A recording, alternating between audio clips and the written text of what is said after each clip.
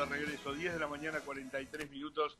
Seguimos aquí en Mañanas Ensenadenses, en el aire del 89.7 de Frecuencia FM Río, y en simultáneo por la pantalla del canal 29 de la televisión de Ensenada. Hacemos un alto, un poquito después de la información que venimos con COVID. Recién repasamos la palabra del presidente Alberto Fernández de hace un ratito. Hoy estamos terminando el mes de abril y mañana, 1 de mayo, una fecha importante, una fecha cara al sentimiento de los trabajadores.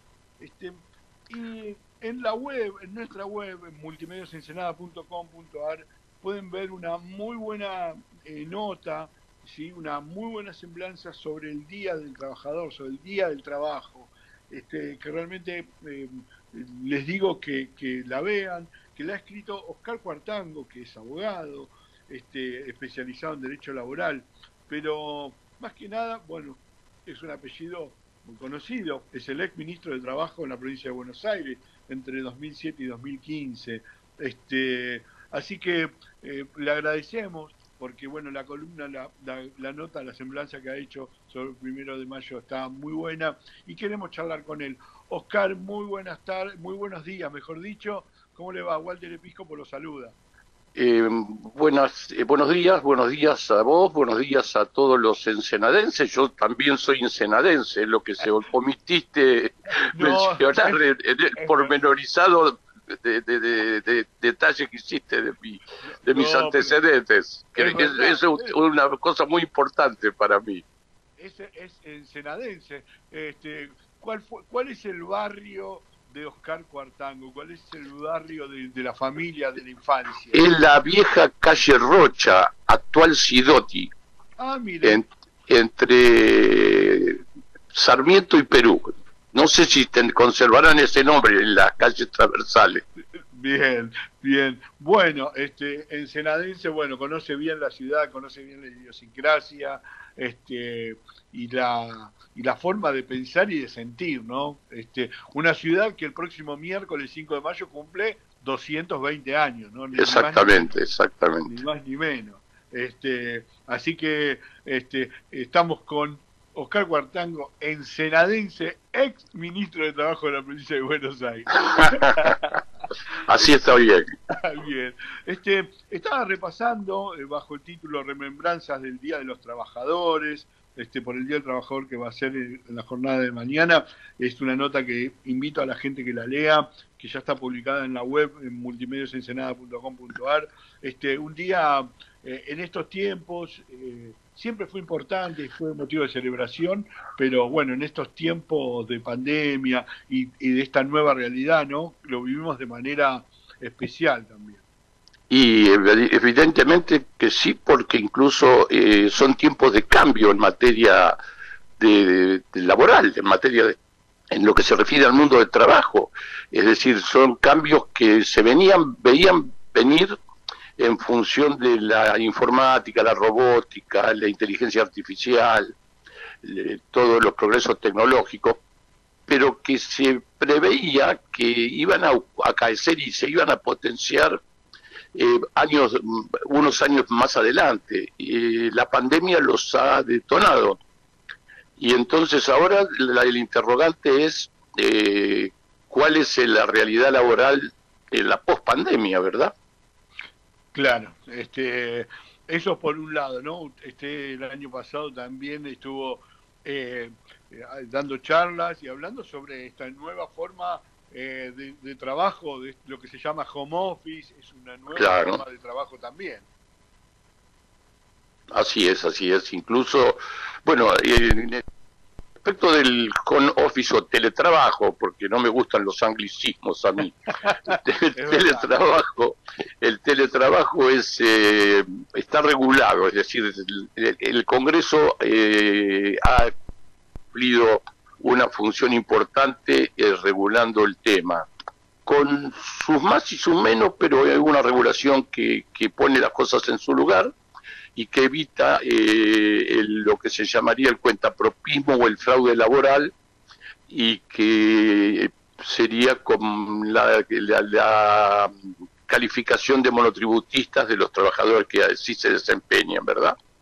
La ley categóricamente establece que están en relación de dependencia. No ocurre lo mismo con los trabajadores mal llamados trabajadores de plataformas, ¿no? Los delivery, los Uber y otras cuestiones más, que sí están calificados como monotributistas por sus empleadores en forma falaz, pero que no tienen regulación todavía y entonces se ven obligados los trabajadores que tienen algún conflicto a judicializar la cuestión. Cuando en realidad eso beneficia a los empleadores, porque sabemos que los trabajadores trabajan para comer, para vivir, de manera que son de naturaleza alimentaria los créditos que tienen devengados de su relación laboral. Siendo puntualmente al 1 de mayo, repasando su nota, digo que hace un gran punteo, una gran línea de tiempo, y repasando algunas de las partes, ¿no? Donde dice que el peronismo tiene que recuperar su capacidad de síntesis de las ideas políticas, de radicales como Irigoyen, Larrande, Alfonsín, socialistas Palacio y Juan B. Justo, demócratas de la Torre, Luciano Molina, desarrollistas como Frondizi y Frigerio. Bueno, realmente hace un repaso. ¿Cómo le pega a usted el Día del Trabajador? Que cuando sabe que es el 1 de mayo, ¿qué recuerda? ¿Qué se le viene a la cabeza, ¿no?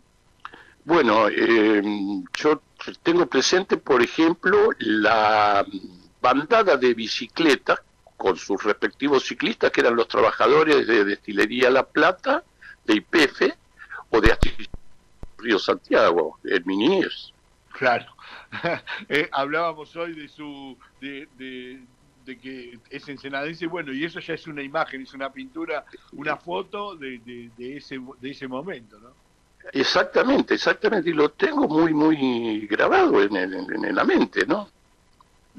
Ahí ya se empezó a despertar algo usted con el tema del trabajo, de lo social, de la justicia, a despertar ahí algo al ver a los trabajadores por ahí en ese momento, ya siendo con la mirada de chico, ¿no? Sí, supongo que sí, es decir, en ese momento no lo percibí, pero creo que sí, que en ese momento, además, no éramos todos, eran todos trabajadores, éramos hijos de trabajadores o había algunos profesionales y algunos comerciantes en ese entonces. La mayoría eran trabajadores, trabajaban o en los frigoríficos o en astilleros o en Destilería La Plata. Y las conquistas a través del tiempo para los trabajadores que se fueron obteniendo, algunos gobiernos la profundizaron más que otros. Obviamente que en los 4 años de Macri, realmente los trabajadores hemos sufrido muchísimo, pero las conquistas, ¿no? ¿Cuáles son las fundamentales que destacaría, Oscar?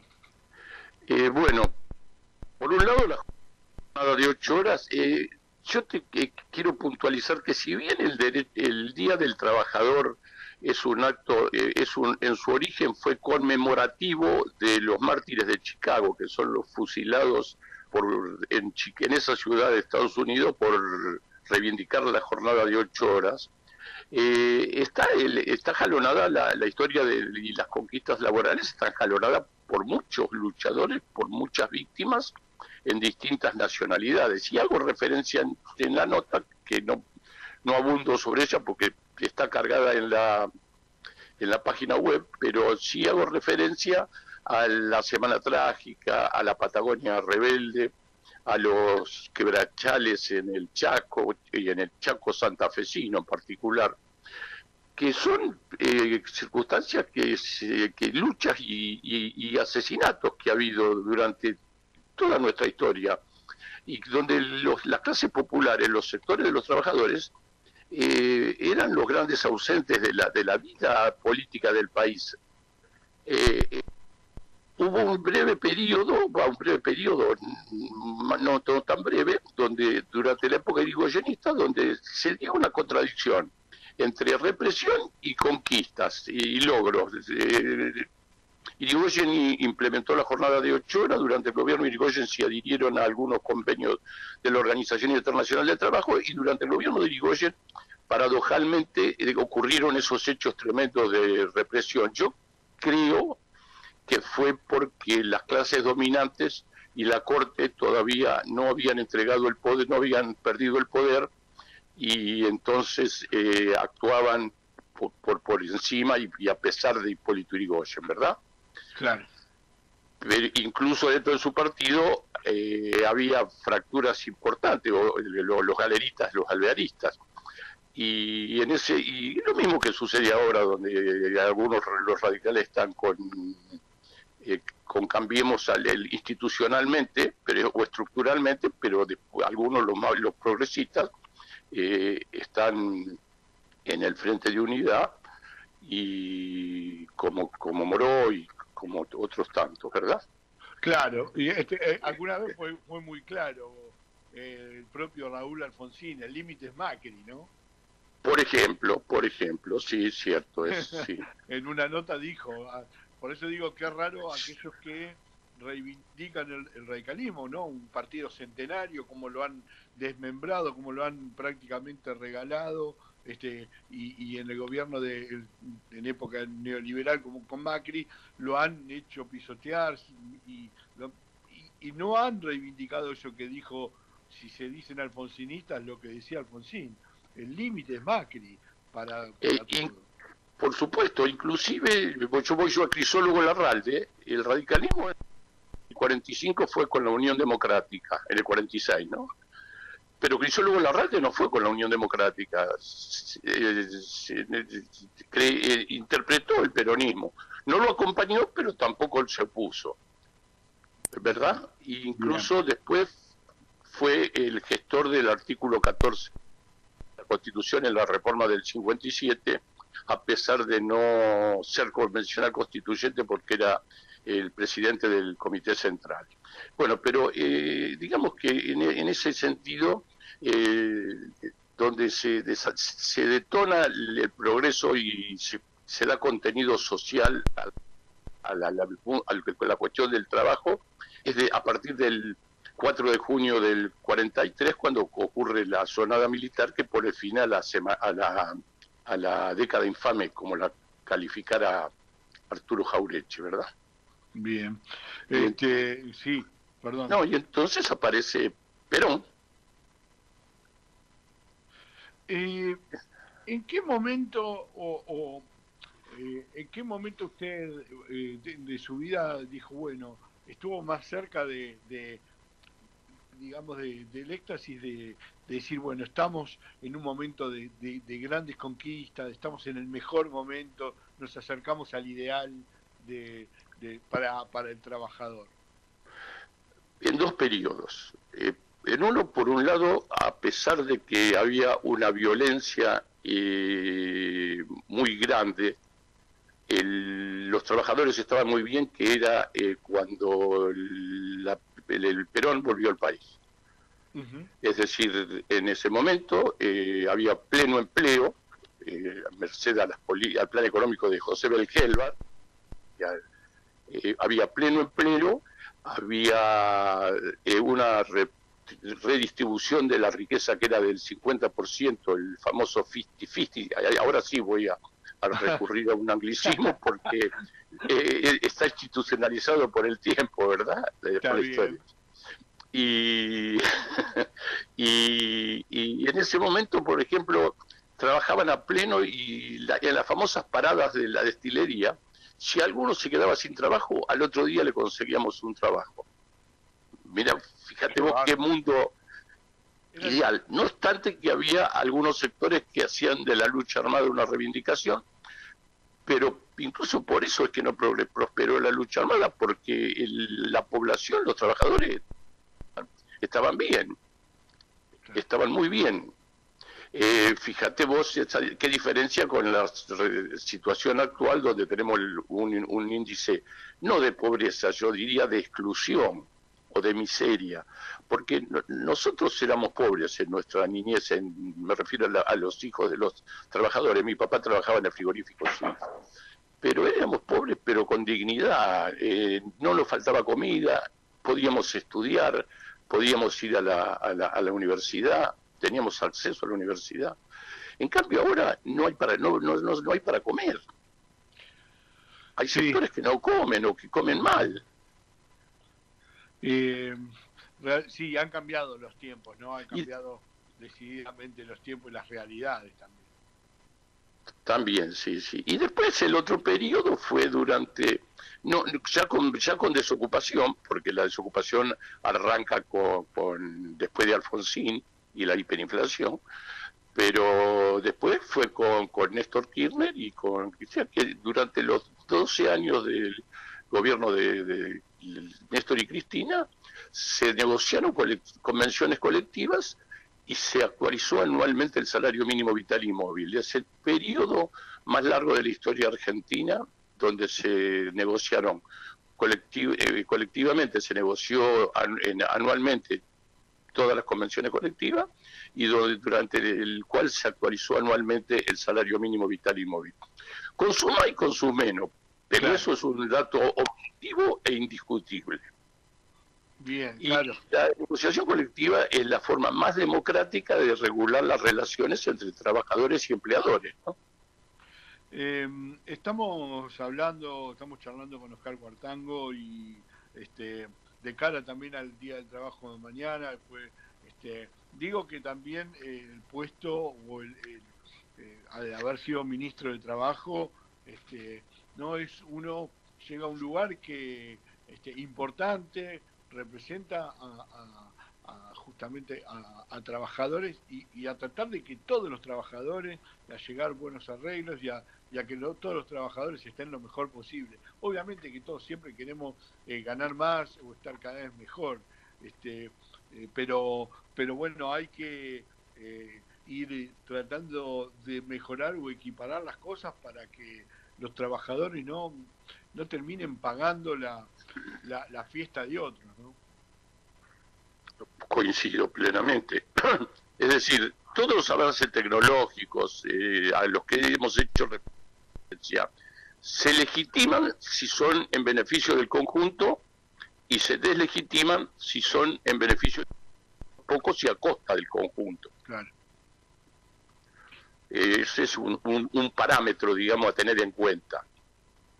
Y en el caso de los trabajadores de plataformas suceden esas cosas. Es decir, en este momento el poder político nacional,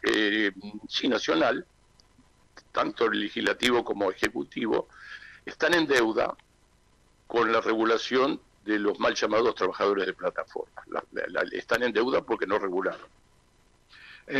Justamente le iba a preguntar qué es lo que hoy ve como más urgente para los trabajadores, más allá de obviamente de ir mejorando los sueldos y estar acorde para que puedan mantener una familia, pueden vivir dignamente. ¿Cuáles serían por ahí los a donde hay que apuntar o las conquistas que deberían llegar?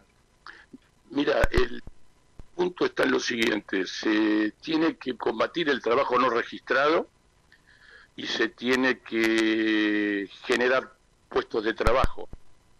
En España, por ejemplo, están experimentando con una semana 4 días de trabajo. Ajá. Es decir, reducieron la jornada de trabajo en un día, sin reducir los sueldos, obviamente, porque si no el ajuste se estaría haciendo a costa de los trabajadores. Claro. Eso tenemos que poner el énfasis en eso. Sí.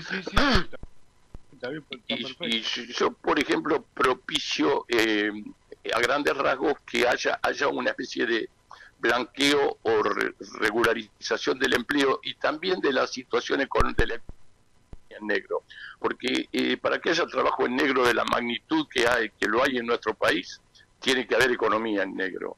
Entonces, en la pospandemia, yo propongo y postulo que se haga una especie de blanqueo, no de plata colocada en el exterior, sino de empresas que están en negro fuera del circuito económico y de los trabajadores en ellas registrados.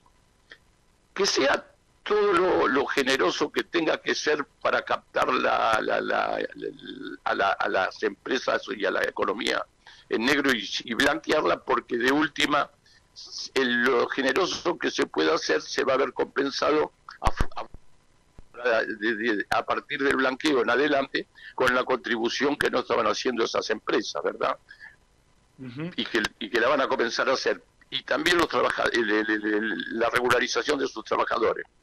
Pero eso tiene que ser sin cabo de los trabajadores. Por ejemplo, Macri proponía eso solo con relación a los trabajadores no registrados, no planteaba el blanqueo de la economía también, sino solo de los trabajadores, y lo hacía reconociéndole hasta un máximo de 60 meses, es decir, 5 años de antigüedad, y hasta un salario de un tope de 2 salarios mínimos vitales y móviles. Yo en realidad lo que proponíamos en ese momento y lo proponemos ahora es que se blanquee no solo los trabajadores, sino también la economía, porque si no es muy difícil que una persona aparezca diciendo que tiene 50 trabajadores no registrados y los quiere registrar en el marco de una eventual moratoria o condonación de deuda, pero no blanquea su economía, con lo cual es una incongruencia, porque ¿de dónde mierda van a salir? ¿De dónde van a salir 50 trabajadores que no hacen nada o que hacen algo, pero que no producen riqueza? Claro. Y entonces... Sí, clarísimo. Y en ese escenario, lo que propongo también, y proponemos, es que se reconozca a los trabajadores, a todos los efectos laborales y previsionales, la totalidad de la antigüedad que tengan en el trabajo. Y también proponemos que se reconozca también la verdadera categoría que la cual revistaban de acuerdo a los convenios colectivos vigentes. Y también planteamos que el beneficiario de la condonación de la deuda previsional de la Seguridad Social tenga que tener por lo menos tanto tiempo como el que lo tuvo en negro al trabajador en relación de dependencia, mantenerlo al trabajador en relación de dependencia, salvo o hasta que se jubile, o hasta que renuncie, o hasta que fallezca. Es decir, si lo tuve 5 años en negro, lo voy a tener que tener por lo menos otros 5 años en negro, en blanco, y si no se me cae la condonación de la deuda. O hasta que se jubile, fuera menor el tiempo que le resta para jubilarse, o hasta que se jubile, o hasta que renuncie porque consiguió otro trabajo mejor, o hasta que fallezca, ¿verdad? Claro. Agradeciéndole, Oscar, por esta charla. Invito a la gente a que ingrese a www.multimediosensenada.com.ar y lean la nota que ha escrito Oscar Huartango, Remembranzas del Día de los Trabajadores, donde cierra, ¿sí? Y con esto lo voy a pedir y quiero que por ahí algún comentario más. Cierra diciendo: demasiadas vidas han sido entregadas en tantas luchas de los trabajadores y trabajadoras, y estamos llamados a honrar sus legados y conquistas, ¿no? Importante, y sobre todo en las zonas de fabriles, ¿no? La gente que incluso ha perdido la vida luchando por cosas, y reivindicar luchas que se ganaron, y que hoy por ahí gozamos los trabajadores, ¿no? Esas conquistas, ¿no? Olvidarnos de aquellos trabajadores que dieron su vida. Por supuesto, incluso digo que en Ensenada hubo muchos en la época de los 70 que fueron perseguidos y que están desaparecidos, ¿verdad? Bueno, nos toca de cerca. Exactamente, nos toca de cerca. A mí, mi primer empleado como abogado que era un amigo de mi hermano, y con él voy a honrar a todos. Estuvo desaparecido y después apareció en General Lavalle, en el cementerio de General Lavalle, porque había sido sacrificado en uno de la muerte. Y es Héctor Baratti. Héctor Baratti. Héctor Baratti. Bien, en nombre de Héctor, bueno, recordamos y homenajeamos a todos, y especialmente a los ensenadenses. Oscar, gracias por esta charla, casi media hora prácticamente de charla, para acompañar a los ensenadenses, muy amable. Hola. Sí, no, le agradecía la charla, Oscar. Bueno, se cortó lamentablemente. Bueno, hablábamos con Oscar Cuartango, ex ministro de Trabajo de la provincia de Buenos Aires, entre 2007 y 2015, y conductor del Grupo Descartes, y abogado, ¿no? Especializado en Derecho Laboral, ¿no?